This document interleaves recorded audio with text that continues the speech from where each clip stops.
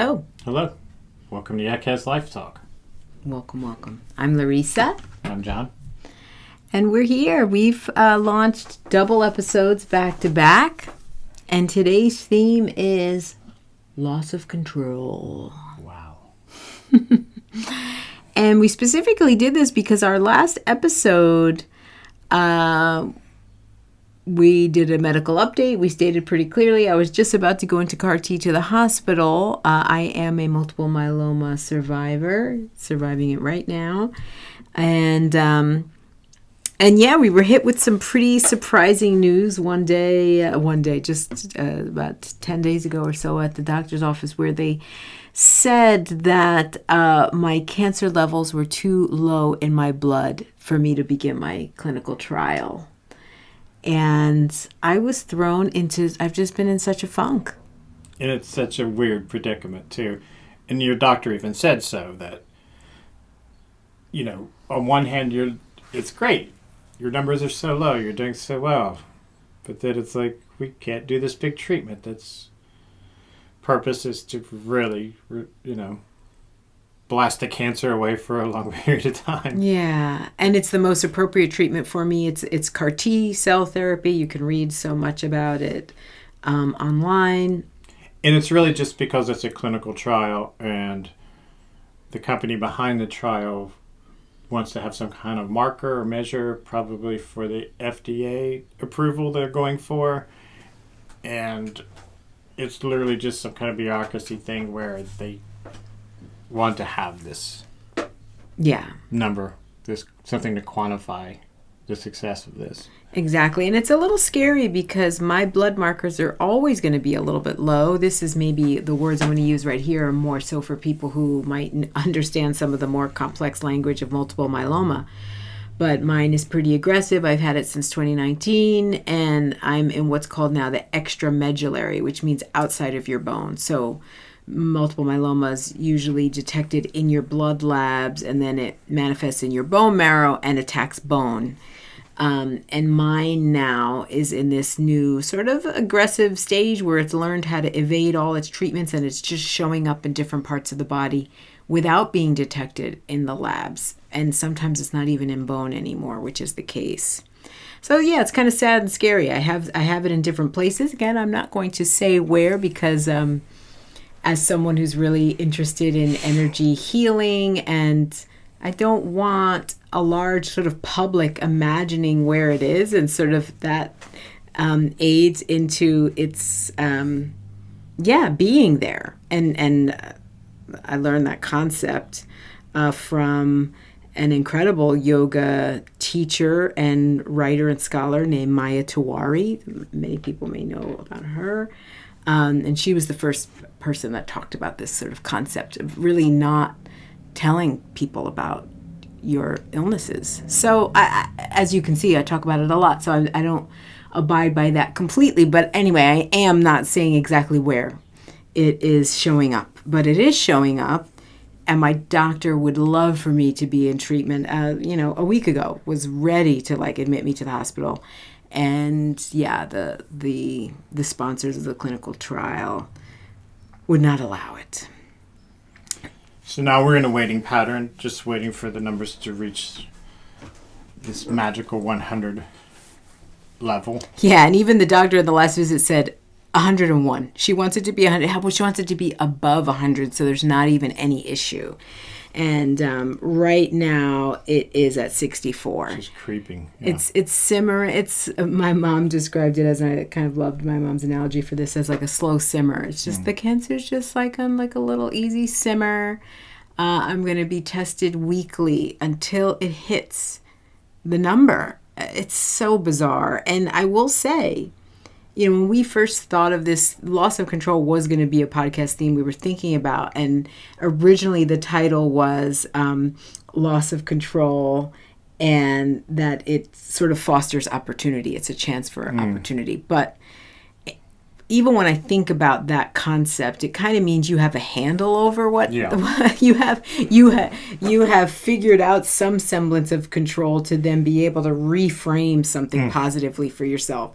And what's interesting here is we're not giving a list. There's no how-to here. Yeah. We're in the throes of loss of control in this situation.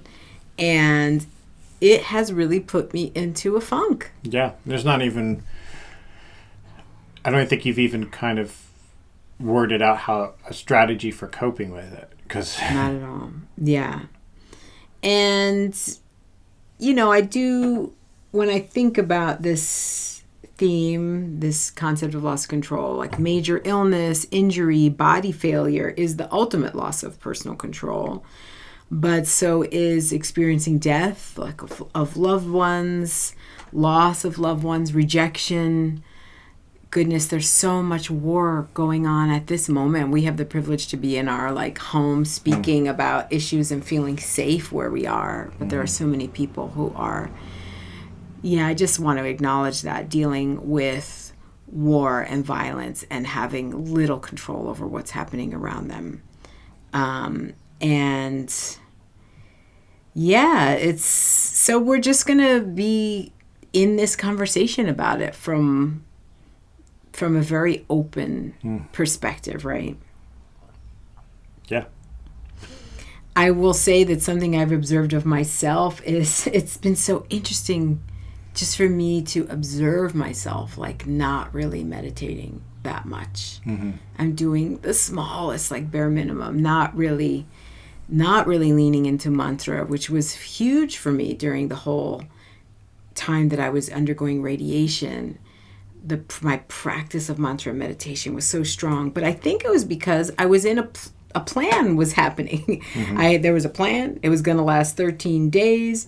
There was this, there was all this stuff I could really wrap my mind around. Okay, how can I participate myself while this medical treatment, which is very structured, is also happening? And in this limbo moment, not knowing, the moment the blood levels reach 101, it's we have to pack our bags and launch into this plan. But before that, there's this great limbo. And I've been dealing with the limbo by watching Love Island, which feels truly the word guilty pleasure. I am definitely guilty and feel conflicted about. It's probably the equivalent of where when you're meditating and doing these mindful practices, it's kind of like you're eating healthy, you're nourishing your body and rewarding your body with providing with nutrients. Whereas Love Island, you're kind of just eating junk food. You're just eating chocolate and sugar. It's really true. It's an escapism. It's just immediate kind of gratification. Yeah. Which is kind of rewarding in the moment, I guess. It's rewarding in the moment. It is true escapism. Oh, it's definitely escapism. And I realized, I was journaling about it this morning, and it was I actually started to write, what do the mindfulness practices bring to me? And I realized, and also the actual sort of work with the divine and connecting with what some would maybe describe as God or creator or source.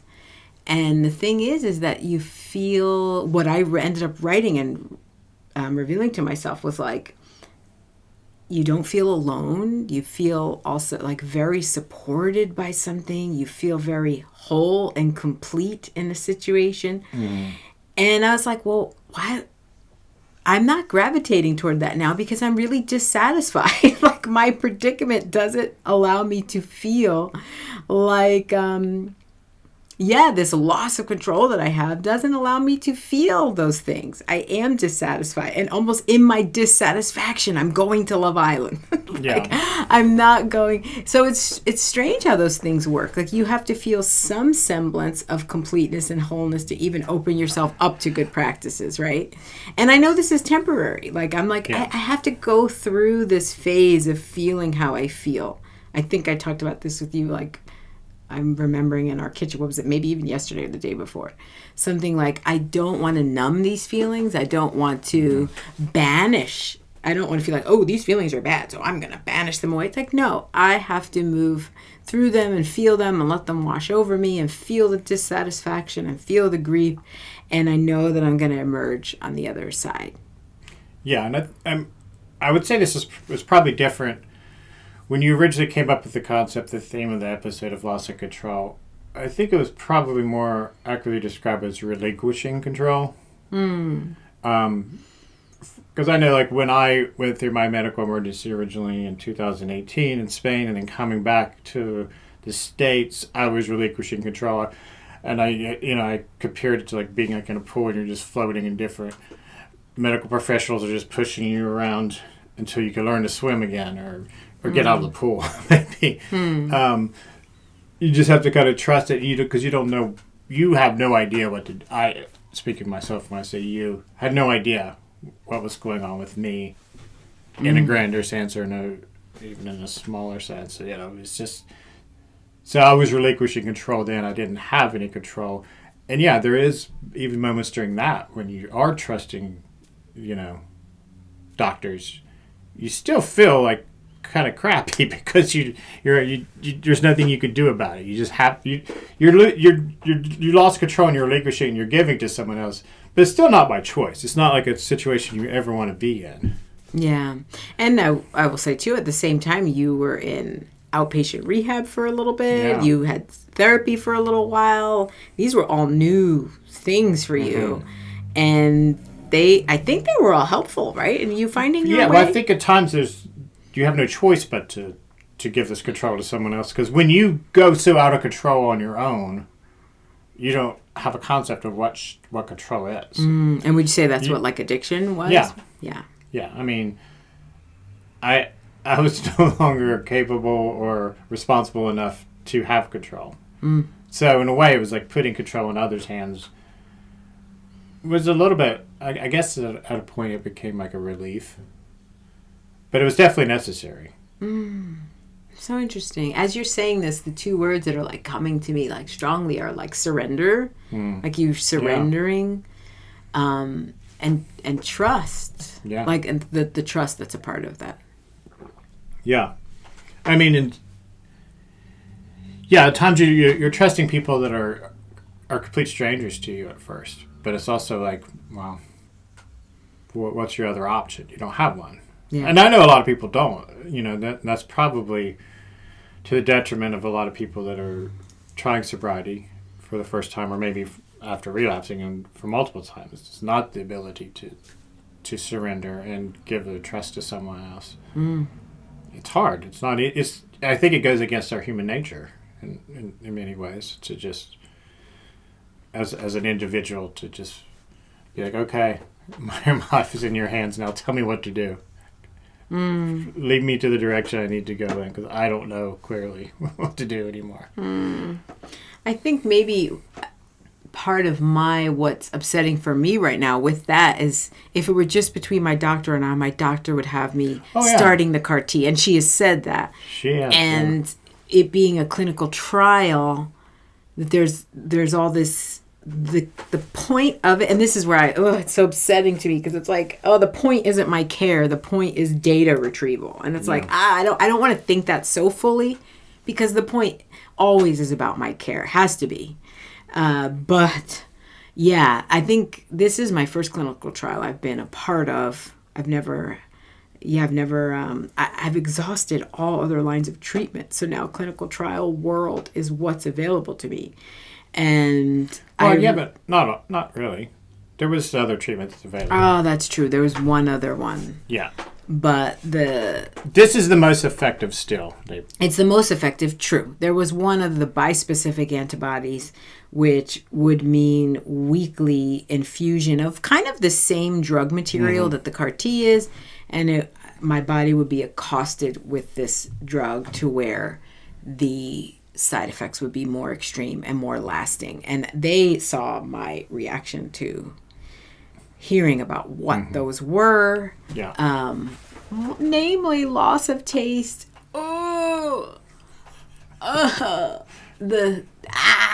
Messing with my relationship to food feels like you are cutting me to the core of who I am as a part Italian American, Puerto Rican American. Like, don't mess with my relationship to food. Anyway, That's going to happen with the CAR T, but it just happens once and you recover. But if I were to be in this other line of treatment, it's like being accosted weekly with this situation and other side effects. Anyways, yeah, I find it hard to accept, especially as an artist, falling in line with bureaucratic protocol. I mean, that's what I've avoided that's what being an artist to me has been about my whole life. There's been a teacher side of me that's like, has dealt with a certain level of rules and regulations in order to access people to teach. And I've been okay with that. But I've always had art to fall back on where I could literally say, you're allowed to bite the hand that feeds you as an artist. I mean, really, truly. Institutional critique being like a major example of that. So I don't deal well with relaxing into some kind of, this is what it has to be. And so you should just relax. Yeah, it's not been easy for me. Well, I think it's important to just remind yourself that, yes, while there are steps to this that's about collecting data, the ultimate goal of that is even to improve the effectiveness of it so it could be more widely available for more people. Yeah, I haven't kind of... For the betterment of more people. That's true. I sort of... that's a real hard one for me. I'm like, I'm doing and making these sacrifices for the whole of humanity of myeloma, but it's a hard one. It's a hard pill to swallow. I think I said... I think I said to you last night or the night before, it's like, this is... Because you were complaining just about the clinical trial in general, and I was like, I know this is horrible right now, but once this starts, the actual treatment, it's probably going to be fine. It's just getting through this hurdle. Oh, getting through this period of limbo is very hard. Once you get back into the actual CAR T happening, you'll be on the right path. I'll be back on track, yeah. Because even for me, it's about knowing what's after. I mean, as someone that works within community as a choreographer and organizing things, like my whole thing is about just show me what the finish line is and I'm going to start to plan exactly what happens after that finish line and exactly what show I might be working toward or community event. And that's part of my coping strategy. But not knowing when I'm going to start treatment means not knowing when I'm going to end treatment and having it be really vague and just trusting you're trusting the hard part of the body. Like, I'm not trusting, like, the health of my body is making the cancer, like, really move slowly. Yeah. Oh, it's so bizarre. Yeah. It's just totally bizarre. It's bizarro world. Mm-hmm. And even, I think it's been a real mind F for me, too, because as someone who goes in and out of believing some of this, I'm going to say it, sort of law of attraction-y type stuff. I don't abide by that really, really, truly, but I abide by it enough where it's like, yeah, what I'm doing creates my reality. Like, or I don't believe that to such a strong degree, but I do believe that I have a lot of input. Yeah. Right. What we're doing, like, really does create what we are experiencing around us. I do believe that. So how do I deal with this? Yeah. Do I want to create more cancer? Like I've been doing, I feel like, so well to get to, I guess if I celebrate something, like I've been driving myself to New York City. My arm's been well enough to be able to, I've been having a little bit swimming. More. I've been swimming without having my back blow out. Have been more markers of independence and strength, which is great. And that's the very thing that's stopping me from having. So I guess you could say maybe the takeaway is like if you're in a period where you don't have control, it is important to kind of try to focus on staying in the moment and celebrate the small little victories you have, your daily little victories that you have for yourself, even as incremental as they may seem. Yes, you're exactly right. You're really right, John. It's absolutely that. Honestly, it's happening for those contestants on Love Island that are dealing with a lot of emotional turmoil. Oh, these poor little babies. I feel bad for them. It's kind of a crazy situation they're put in. Mm-hmm. And they even have to say, you just have to go like one little conversation, one little moment at a time. I will say this, speaking to what you just said, What are the tiny... Don't turn this to Love Island. No, I'm not. What are the tiniest ways you can start to exert control or enact control again in your life? Last week, my sense of time is so messed up. I think this was a couple of days ago. I was thinking back to, what did I do right after surgery? I had all these tools, and even though it was such a bizarro world, even just coming right out of surgery and such a struggle, I was like really... Your shoulder surgery? Yeah, my shoulder surgery. I was really in control. And then I remembered, I was going into all these little drawers in the house and organizing them. Like, I was like rooting out like disarray in the house all the time, in the middle of the night, and weird moments where, because I couldn't sleep, you get a full night of sleep because of the weird meds, and I would just wake up and I was like, I'm going into this drawer, this junk drawer. I've left you a couple of your weird drawers that have to just be like a chaos drawer. But all of the other ones. So I did that a couple days ago. I was like, you know what? I'm sick of this one like row of drawers in our kitchen are getting real. They were all starting to look like your chaos drawer. Your little I don't want to say man drawer, but it does remind me of my grandpa's. My grandpa had these, it's just full of tools and rubber bands. And well, if you need, the fridge really could use some attention. If you want to go in there and clean. So I'm good at organizing. Yeah, you can organize in there. But with with my back issues and my arm issue, it's hard for me to scrub. I feel like the fridge needs scrubbing. Oh, you need scrubbing, but also needs organizing. Well, maybe if I empty it out and you scrub it, and then I'll organize it all back in. I like this plan except for the part about me doing something. Well, okay, but let's go back. It was mundane. The Yankee game was on. Yankees were winning. I had a lot of weird pent-up energy. I couldn't just sit and enjoy the game. I went and I exerted some simple practical control. Yeah, there you go. Go organize a freaking drawer. Being in the moment, taking your small little victory. It was wonderful. And honestly, if I were to do that, like every day during surgery, when I was recovering from surgery, every day was like a new little corner of the house. Like just do. It was amazing. I can't quite... I don't know. I don't feel like I'm watching too much Love Island to do the amount of drawers I was dealing with then. But, it's like, what are the little ways you can start to take control back? I mean, you can go in the basement, too. Ugh. The basement's just one big chaos room. The basement's not that bad. Well, it is overrun by spiders now. Spiders are in control of the basement. Well, I guess that's it. I guess we're done. We are finished. Our entire conversation about loss of control just ends right here. Not with a bang but a whimper. Yep.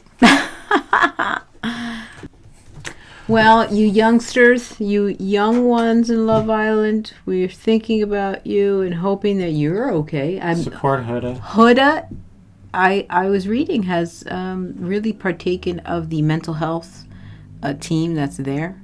Okay. And there's a mental health team there? There is. On the island? Yeah. Are they actually on an island? With the producers. Yeah. They're in, I thought it was Hawaii or something. Huda's really changed around her behavior. So I support you, Huda. We're all going to have moments of loss of control, and may we all weather our storms with what is available to us right in front of us. Again, little baby steps, little baby wins in our daily lives. Okay. Yeah. Thank you. This has been Yackez Life Talk. See you down the road. Bye-bye.